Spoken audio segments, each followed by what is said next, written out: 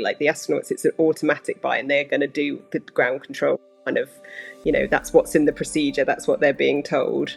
Whereas down on Earth, I don't know, but in the organizations I've worked with, like you have to get that buy-in. Like people have to respect you as a leader. You have to earn their trust.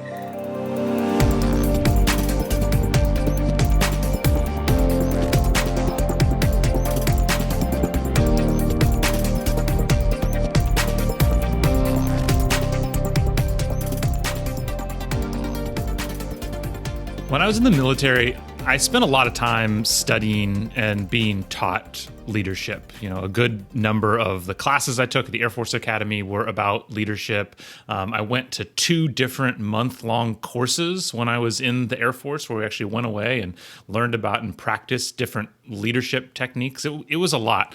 But despite all of that, when I left the military, I honestly felt completely lost in terms of leadership in the corporate world. Don't get me wrong, many of the lessons still applied, but for some reason, the language around leadership, it just didn't sit right in this new corporate environment. And I'm honestly still not sure why that was, which is why I'm so excited for the conversation today with Susan Charlesworth.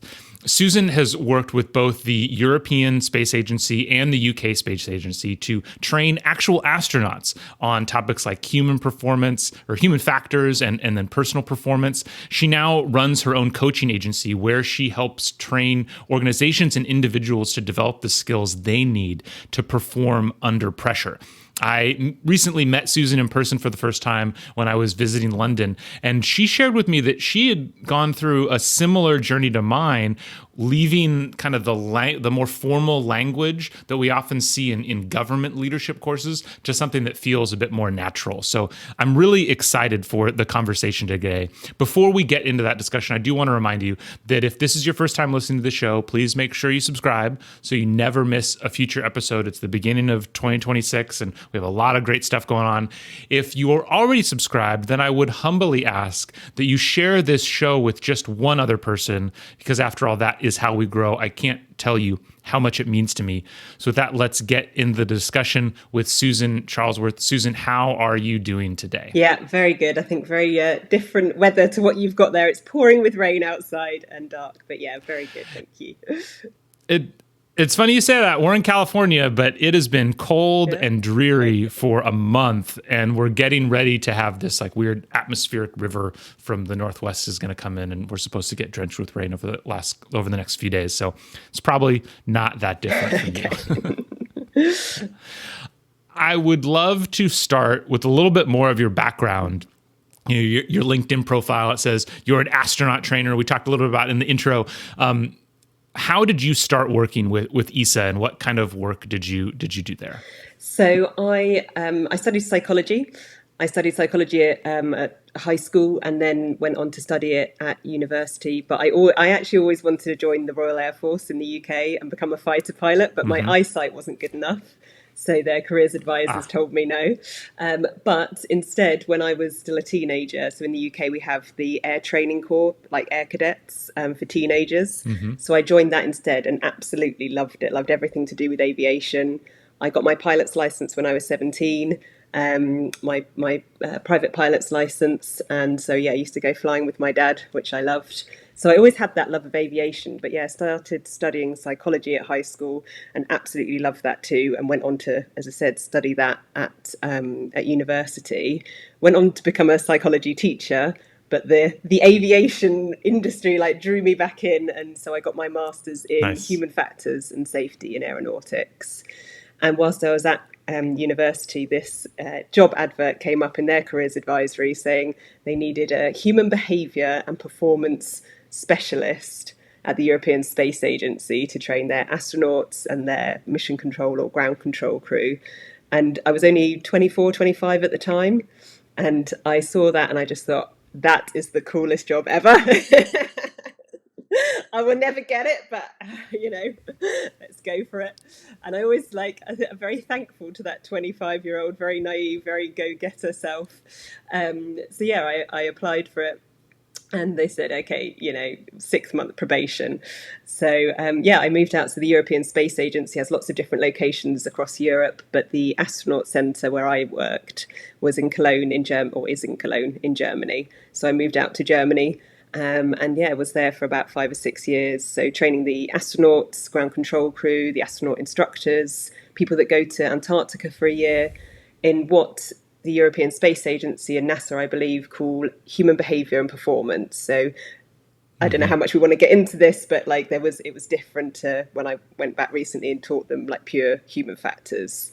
So yeah, human behavior and performance. So it was leadership that we've just mentioned, but teamwork, Yep. decision making, problem solving, communication, all that kind of good stuff. So Well, let's take a second to split those out a little bit. So, human performance, I guess let's start with where it sounds like they're at now, like human factors. Define that. That's a term I think you see a lot in the industry. For anybody who's not familiar, like what does that mean? What does the term human factors mean? So, yeah, good question. I always say this is just a very layperson explanation, but like for Yeah. me, the human behavior and performance was very much about the people interacting and how they were behaving with each other.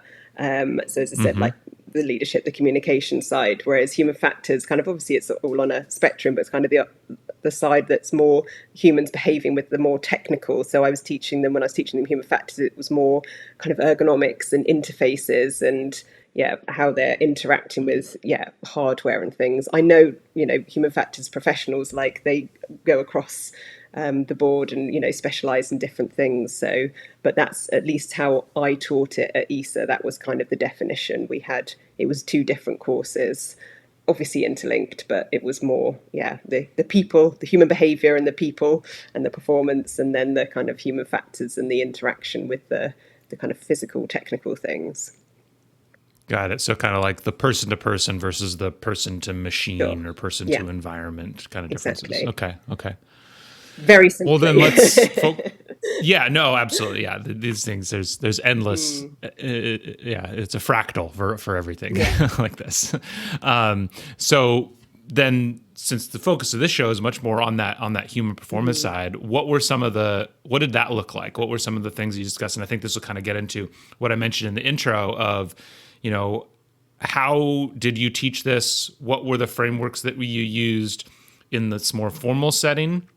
And then I think we can have that shift into like, what felt weird or what felt different or what are you doing differently now? But let's start with this idea of what did human performance, human behavior, how was that taught kind of when you were there? Yeah, so at ESA, we used so ESA, NASA, I think the Japanese and Canadian space agencies, but don't quote me on that, all collaborated to create this human behavior and performance competency model. And I certainly, I don't know about the rest of the team, but used it religiously. So on there, we've got Mm-hmm. the competencies and the behavioral markers for every one of those things we said. So for leadership, communication, teamwork. And under that were, I don't know, I've got it up here now, 15 sort of behavioral markers that they expected to see Oh, from their astronauts for each of those like competencies. So it was a very yeah. structured framework, as I said, down to the sort Yeah. of the behavioural markers that they expected from the astronauts. So we used that to create the lessons, the case studies, the examples, the exercises. We also, as I said, then taught the instructors of the astronauts and the ground control an adapted version of that. But it was all based off this framework that the space agencies had created. So it was very Okay. structured. It was obviously based on a lot of research and a lot of experts that all collaborated on this framework. And it was very specific to the space environment and in particular going to the International Interesting. Space Station. So, On that, could you give maybe an yep. example of like what would be specific in, because this comes up a lot, and I'm sure you see this now, every company thinks they're different, every group thinks they're different. And then you kind of boil it down, just like, look, people are people Yeah. and like there might be nuances, but like it's all the same. So I'm really interested that that this framework is so highly tailored to a particular type of person, a particular environment. Yeah. What are Well, this, I mean, as you said, we'll hopefully go on to this. You could use this framework for other people. I'm the same as you. One of my favorite quotes is "People are people." So you could absolutely. I think it was more the fact. So I can give some examples. So a behavioural marker of the leadership competencies is accepts leadership responsibilities. Another one is assigns tasks with clearly defined goals. Another one is maintains team cohesion in adverse and uncertain circumstances. So you could absolutely relate this to any organization or people. And that's certainly when I set up my company, as you said, 4 years ago, I certainly thought that I would therefore be doing exactly that and using these competencies in different environments and different organizations. And you certainly could. So it's not that there was anything kind of wrong or that didn't work with this framework. It was more kind of how my thinking kind of changed over the years from, you know, 15 years ago when I first started teaching this to in a very specific environment to what I'm doing now and the people I'm teaching now. Okay, so when you say it was highly tailored, it's not necessarily the framework, but then like when you're teaching the classes, the case studies, the Yeah. examples, those are what are then Yeah, highly, and okay, it that really, makes a lot of sense. That it makes a lot was of really sense. specific. I mean, it was back in the days of like PowerPoint, not death by PowerPoint, Yeah, but a lot of PowerPoint yeah, slides, and we were, yeah. making sure we hit every one of those behavioural markers. The astronauts Mm-hmm. and ground control also then after so they'd have the astronauts had 3 weeks of this. The ground control crew would have either 3 or 5 days of this, depending where they were in the team. And then afterwards, they were expected to go and do all their technical training and display all these behaviours. And so, one of my other tasks that I kind of started whilst I was there was to create an observation model as well. So, using these behavioural markers, if you were in a simulation and the simulation director was, observing their ground control and qualifying them and that kind of stuff, they should be able to observe these behavioural markers as well. So it was really prescriptive. Yeah. Yeah. Was there follow up then in that sense that they're watching them and then they get a report or they get a grade Yeah. card or like, hey, we noticed you're a little low on this one Yeah. or you need to think about how you're doing Yeah, this? Okay, absolutely. And I interesting. mean, that was another thing actually that we taught them was how to debrief and give feedback. So that was another soft skill, Yeah, human behavior skill. We spent quite some time on yeah, how they would debrief these. Because again, like the simulation directors and the flight directors, as with all these things in technical industries, were excellent technically, but hadn't yes, got the kind of background that we might have, or the yes. psychology kind of theory and knowledge. So it was very much about teaching them the skill of debriefing these skills too. Yeah, that makes a lot of sense. So then, as we've kind of talked about, we were going to get. So then, you thought that was what was going to happen. You were going to take this Yeah. framework and then just apply it out in these other environments. Why didn't that work, or what happened when you tried to do that? Yeah, so yeah, exactly. And I mean, I still work mainly with space companies. So more in the UK, it's Yeah, about building satellites and Earth observation and things rather than astronauts. But as we keep saying, people are people. These behavioural markers, would work just as well. But kind of it started actually when I was at ESA. We would do the training and then people would come up to me afterwards and say, oh, they're having this really like specific problem, or they're having a conflict in their team, or something isn't working, etc., and could I help them? And I at the time didn't really feel qualified to do that, so I decided to do a coaching diploma whilst I was there. So and that was much more obviously one to one, much more. I mean, I really learned to listen and not talk. yeah, That was the number yeah, one skill. Um, and so, yeah, it was much more like kind of one to one about specific issues, really listening rather than telling people what to do. And so, yeah, I've been coaching as well, kind of as well as group training, coaching for the last 15 years, one to one. And it was really very much, as I said, no criticism of this framework, but it is very prescriptive down, as I just said, to like observing them and kind of marking them on these markers. But I very quickly realized, well, people are all different and they react in different ways. They need different things. Like it's not a, one size fits all. It's not a framework that we can just apply to everyone and say, well, if you just do these things, these 15 yeah, markers, you're going to be a great leader. We have very different types of leaders, don't we, even in the same sector? So it was much more kind of my experience since then of working one to one with people and doing leadership coaching that then I really kind of thought, actually, this isn't how I want to teach it or tell people, that this is, just do this and you'll become a great leader. Yeah. So how have you? So kind of what's your? Yeah. So how have you adapted, or how have you adapted? Yeah. In order to kind of be more inclusive Yeah. in that way. Yeah. So I mean, definitely the one-to-one coaching. I mean, that's a lot easier because it is Sure. just that person, right? But I still do. So actually, just to pause on that one, I guess to connect with this framework. So if I'm hearing you correctly, it's like the framework was just really rigid, and in terms of it was the way it was meant to be applied is just is more of that kind of telling. Is that right? Where like somebody says, I have a problem, and you're just like, well, according to line 15 on chart 12, it says you need to up your score of this by 3. So go do that, and then it'll be fixed. I mean, yeah, that's And the it's like extreme very version. I hope I never did that, but that, as I said, that's sure. I'm not sure. Yeah, yeah. But that's why I'm saying, like, that's when people were asking me, I was like, oh, like this. That's why I took the coaching Got diploma, it. because I was like, I don't feel like I can help Yeah. people on that one-to-one, like, specific basis. Like, this is, it was a great Yeah. starting point, and particularly people in technical industries. Like, I'd had all that, I'd started studying psychology when I was 17,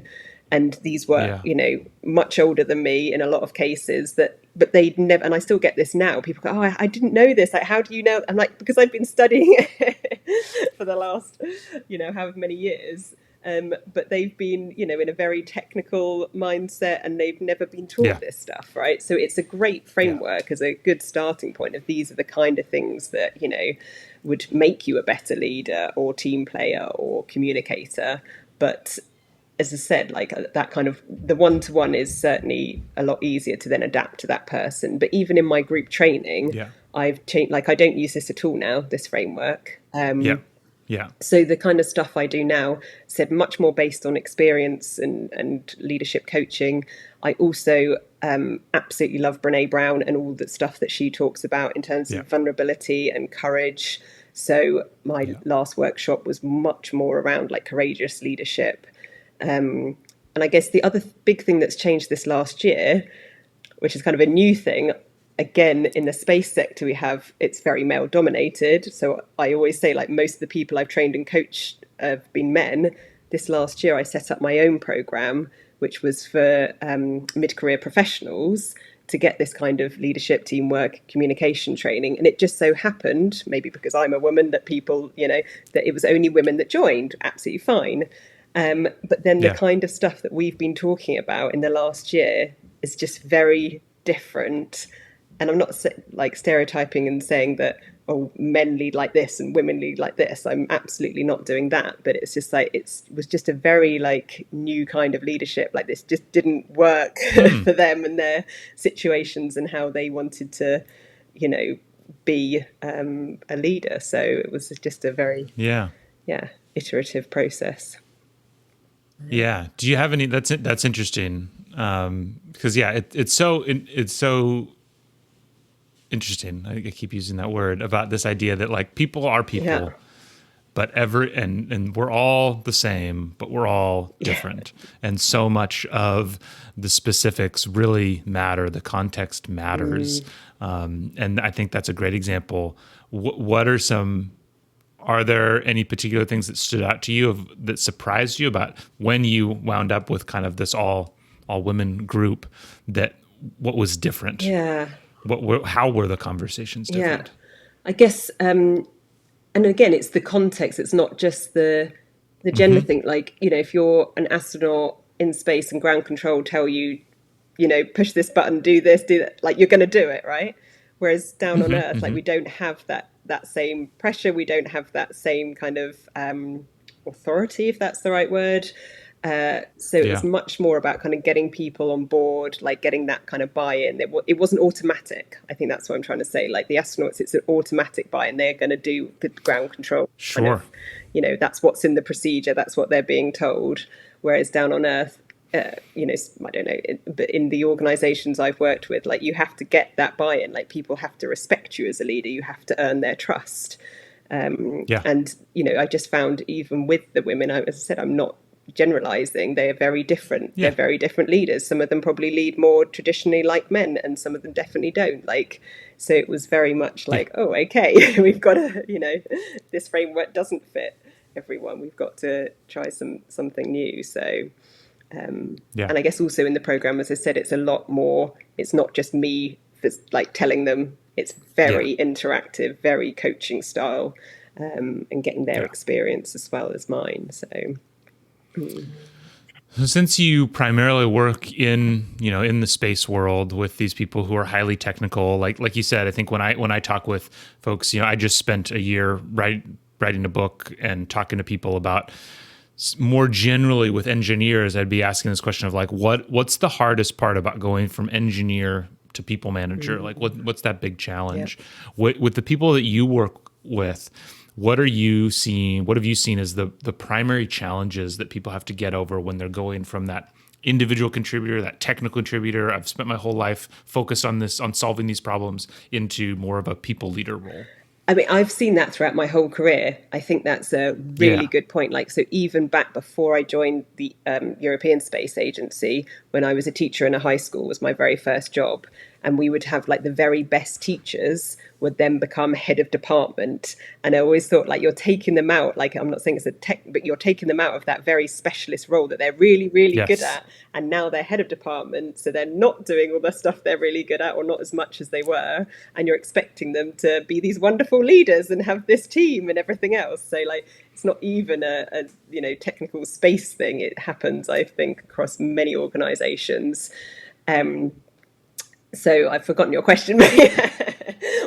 Just what is that challenge like? And specific, I guess, or what have you Yeah. seen in your world? Like, I guess specifically in the space world, like what are you seeing now? What are the most common challenges that people have when they're with leadership, with people skills? That they're never taught it.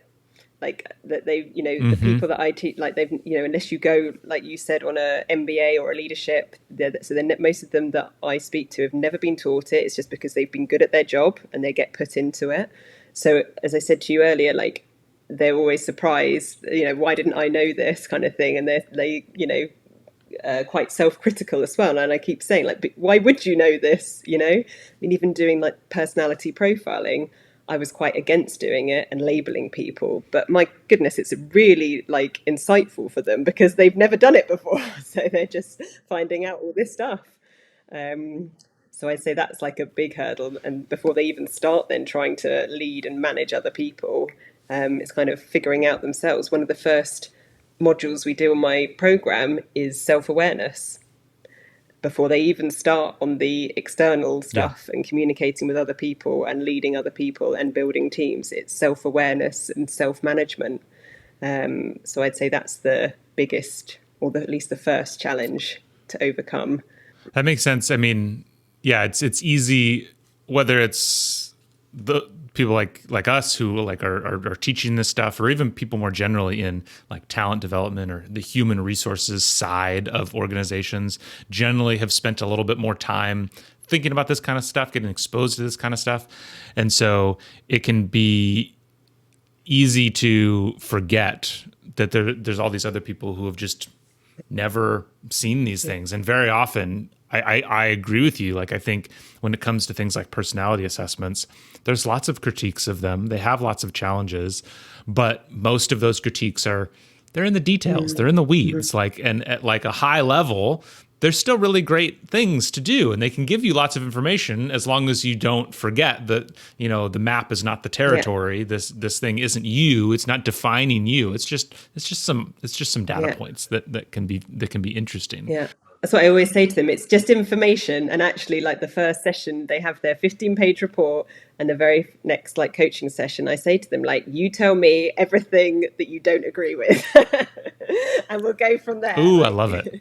is this a blind spot? Or Yeah. is this, and actually that's the best kind of way because, yeah, I just think like it's that self-awareness, isn't it? And most of the time they're like, they don't agree with it because they don't like it. But actually, when they start talking about it, it's like, yeah, actually, I do that, or I don't do that very well. So That's a really interesting technique to kind of get through some of that friction, I suppose. yeah. How often with the particular cohort that you've kind of worked with throughout, Do you run into that? Like you mentioned, there's a little bit of this, like, how did I not know this? And some of that can be self-critical, which then creates, it can create kind of a defensive response. Do you see that often, and how do you bring people in? Yeah, I mean, with that one in particular, I actually always start it by saying that I was quite critical of these personality profiling, because I've seen it done really. I Yes. mean, you can just go on the internet for free and find out all this stuff, can't you? And Yeah. I've seen it done really badly, where people kind of, they get their type or their label, and they're like, well, that's me, I can't possibly do X, Y, and Z because I'm the creator, like I'm not going to finish this or do the processes or anything. And so I've seen it done, like, well, not, it's not, but people kind of react to it like that. So I always start this with, I was very critical of them as well, but actually it's really useful if, for self-awareness, and if it's done right. And you can disagree with it, I'm not trying to label you, and it's just about, this is where you are, and you can actually challenge yourself and do some of these other things that may not be in your comfort zone. So I think that helps.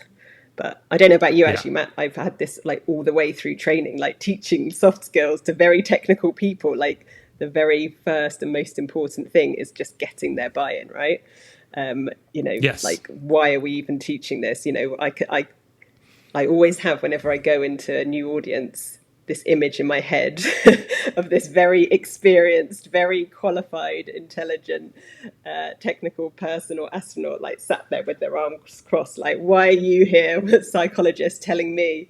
So it's always, for me, I mean, especially with the human factors background, like, these are the, it's not just a nice to have. This is really important. This is a safety aspect, actually. So I think that helps too. Well, and I wonder if this is kind of something that's changing too, generationally. I've been surprised at, especially more recently, just like how little, like, people are very open and accepting and excited, and kind of realize that this stuff is important, even if they haven't studied it before. And like, as a very specific example, one of the first things I teach or talk a lot about is trust and personal connection. And I do a lot of these podcasts with founders, people who have founded space companies, and the number of times trust comes up from them in the conversation surprises me. Yeah. It's very often one of the first things, and I think it could be, there's certainly a bias there of who, like, the people who are willing to come on a podcast like this are certainly more likely to be interested in talking about these kinds of things. So it's not a representative sample by any means. But generally, even when I'm doing workshops and stuff like that, I feel like there's, I kind of think there's kind of a shift that you could kind of see with the whole zeitgeist of culture, of thinking about psychology, human connection, human factors, as like treating it as a more important thing. Definitely. I could see that being something that's going on. And I'd say, so my dad's in his 60s. He has his pilot's license, and I think he was slightly shocked and horrified when 2 out of his 3 daughters studied psychology at university. It was a very new subject back then, and so I think he kind of was a little bit worried. But then once I got into the human factors side and could relate it to, like, his world, like, now we have, this is now we have some really good conversations about it. So again, like, I've had that practice, and I totally that's funny. get it. Going back to kind of the original definition of human factors, like, it's people to things. Now we're talking about things still. Great. This is good. But now, whenever unfortunately an aviation accident or something happens in the world, then he's the first one to say, it's human factors here. So he's totally on board. So if I can convince him, then I can. I think especially in aerospace and the space world in particular, I think in terms of convincing people that this stuff is important, the thing we have behind us, from the aviation world is, the vast majority of accidents do come down to human factors, absolutely. And then in the space world in particular, both the shuttle accidents everything comes back to leadership and culture. Like that's what did it. And so there's just no denying how essential this kind of stuff is. And I love it when, so I ran a leadership workshop 2 weeks ago, and I didn't even use like the case studies of Challenger and Columbia. And there was someone sat there and we were talking about psychological safety and speaking up. And I wasn't even teaching it in a kind of human factors theory kind of way.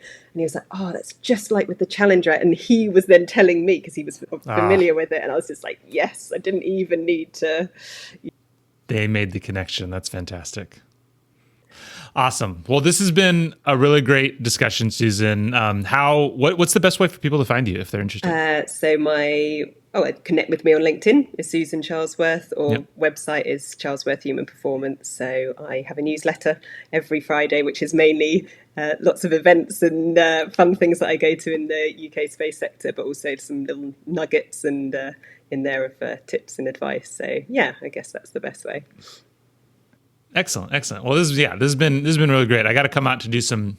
You'll have to show me to some space events out in the UK and Europe, because I definitely haven't been out there a whole ton. But this is really interesting. I think it's because I think especially in these technical worlds, we're really drawn to these highly technical breakdowns of this is what leadership is, this is what human performance is. But just like with the personality assessments, you got to realize like the map is not the territory. This is interesting, but like when it comes to making that leap to that individual, okay, what am I going to do in this situation? It can take a little bit more. It takes a little bit more translating, a little bit different of a understanding in different language. So this has been great. Thank you so much. Thank you for having me. It's been a really interesting conversation for me too.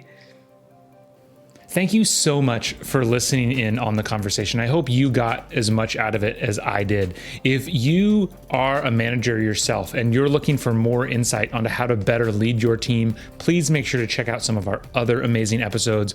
If you are responsible for developing leaders in your organization and you're struggling to make programs that actually change behavior and actually impact the business, please reach out so we can figure out how to make your organization better every day. Drop me a line using matt@bettereverydaystudios.com. I look forward to the conversation.